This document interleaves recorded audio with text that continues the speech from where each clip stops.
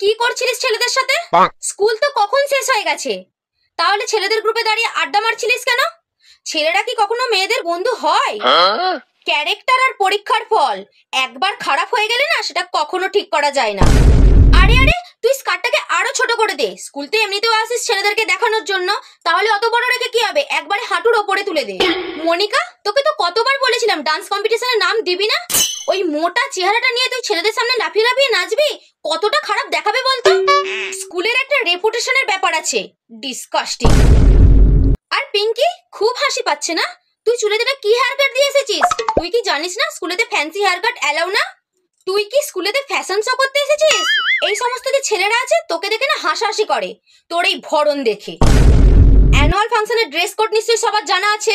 ছেলেরা তোরা যা খুশি করতে পারিস, আর মেয়েরা তোদের মধ্যে যদি দেখি কেউ সেজে গুজে এসেছে না, তাহলে আমার থেকে খারাপ কেউ হবে না।